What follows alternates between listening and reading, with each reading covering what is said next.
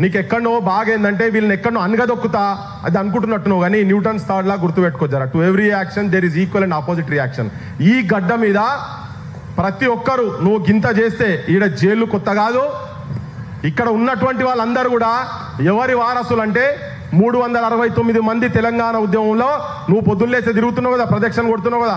కాసు Brahmananda Reddy park, అగో ఆయన కాల్పులకు చచ్చిపోయినటువంటి వాళ్ళ వారసులు ఉన్నారు.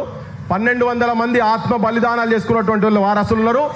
ఇక్కడ భూస్వాములు నీ మైండ్ సెట్ ఏదైతే ఉన్నదో కాలు మీద కాలు వేసుకొని చెప్పినావు కదా, నువ్వు లెక్క పెడుతున్నావు కదా, చెంప మీదకి వెళ్ళి కొడతా అంటే గటువంటి సంస్కృతికి వెళ్ళి వచ్చినటువంటి వాళ్ళ మీద తిరుగుబాటు చేసి పీపుల్స్ వార్ కావచ్చు, అన్నల అనబట్టోళ్ళు కావచ్చు, జంగల్లో పోయి మీ ఆలోచన విధానం ఉన్నటువంటి వ్యవస్థల మీద తిరుగుబాటు చేసి చచ్చిపోయినటువంటి వాళ్ళ వారసులు ఇక్కడ ఉన్నారు. ఇక్కడ ఇలా మేము వచ్చి నేను తుపాకీతో కొడతామని చెప్తలేం, కానీ గుర్తుపెట్టుకో, నువ్వు బాగా ఎక్కువ చేస్తున్నావు.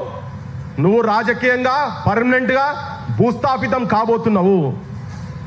మైపాల్ చెప్పిండు నువ్వు ఇప్పటి నుంచి నువ్వు ఇంటికే అని చెప్పని.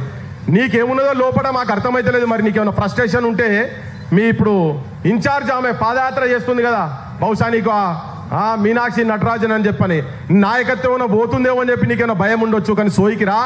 నువ్వు నాయకత్వం పోతున్నది అన్నప్పుడు ఎటువంటి వాళ్ళతో నువ్వు సావాసం చేయాలి, ఎటువంటి సమస్యల మీద, లేకపోతే పొద్దున్న లేస్తే ఎంబడబడుతున్నారు కదా భూములు జాగాలని చెప్పని, గవాటి మీద వాటిని ఏమైనా చేస్తావా, తెలంగాణలో సమస్యల మీద ఫోకస్ చేస్తావా, లేకుంటే